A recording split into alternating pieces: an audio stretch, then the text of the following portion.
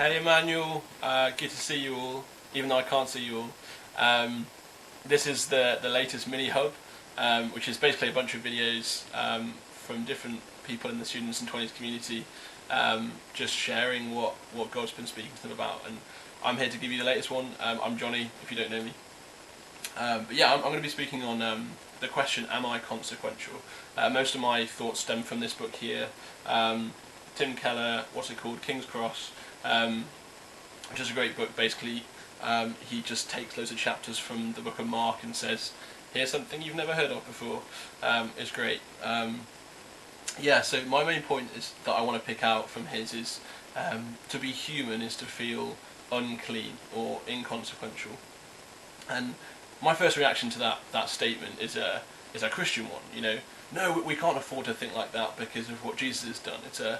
It's a good Christian boy response, but what does that actually really mean? So in Mark 7 we see that the Pharisees are pretty angry at the disciples for not following the Levitical cleanliness laws. And Jesus' response is, nothing outside a man can make him unclean by going into him. Rather, it is what comes out of a man that makes him unclean. The good boy inside me once again pipes up and says, I see, he's talking about swearing, so don't swear. Great, simple. But like with anything that Jesus said, there's so much more to it than the good boy response. Jesus is saying here that in our natural state we are unfit for the presence of God. The world today says that basically human nature isn't evil.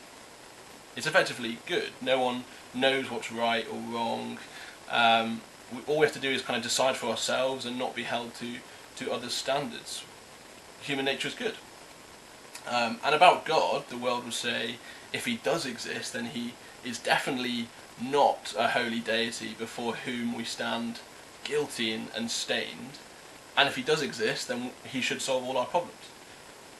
And actually, kind of being honest with ourselves, well, being honest with myself, I think that too. We're guilty of thinking that. However, is this truly how we feel?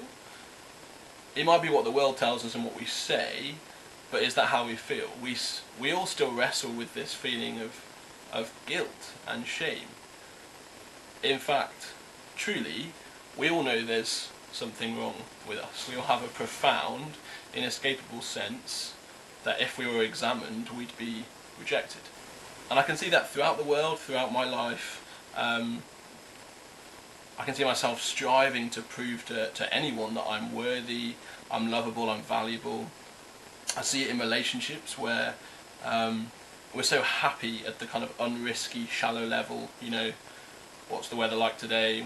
I like the sun. I like fish. I don't know, anything. Where we don't have to like show any of our true self and like risk rejection, because we all know there's parts of us, big parts of us sometimes, that are completely unacceptable.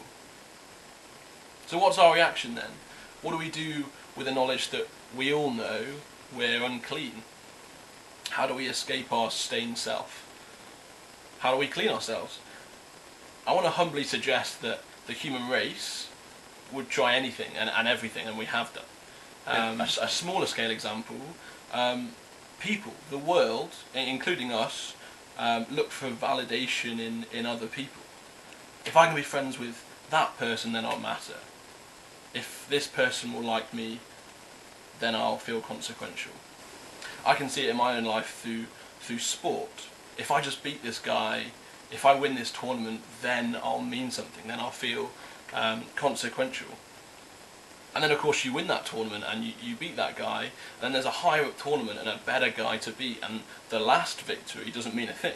It's complete bondage, it's a cycle, it's outside in, it doesn't work. When the Olympics comes around, I love the kind of little snippets that the BBC give you of documentaries of different gold medalists and how they felt after they won gold. And the answer's always interesting. It's never like, I reached this holy place where my life was perfect. In fact, when Kelly Holmes won her crazy double gold at the 2004 Olympics, she fell into depression for the next 2 years afterwards. She woke up, she says, I woke up the next day after my gold medal to a feeling of, oh, that's it, like, great. She still didn't feel significant. And I think this is why Jesus spoke about this so poignantly. He exclaims that no cleanliness law will ever come close to cleansing our soul of the stain or helping us escape the feeling of inconsequentiality. So how are we cleansed? Mark 7:19 claims that Jesus declared all foods clean. It doesn't say Jesus said all foods are clean, because if it did, if it just said Jesus said all foods are clean, it could be interpreted as the cleanliness laws are outdated and we need to get beyond them. It would be kind of his opinion and not objective truth. Jesus is actually saying, as of now, I make these foods clean. He's saying the cleanliness laws have been completely fulfilled by me. Their purpose, to get us to move towards spiritual purification, has been completely carried out. Jesus declares the death, or at least the uselessness, of outside in. And this is illustrated very, very well in Zechariah 3. So in Zechariah 3, God gives him a vision of Joshua the high priest, standing before God in the Holy of Holies, where the presence of God dwelt. And it was on the Day of Atonement, the only day in the year, Yom Kippur, that someone was allowed to go in there. So nothing much out of the ordinary here, but wait. We see later that Joshua's garments are covered in excrement. Maybe he's just had an accident and he's running to God like a 3-year-old that's pooed himself. Bless you, parents. Jokes aside, Zechariah probably couldn't believe his eyes. That just wouldn't ever happen.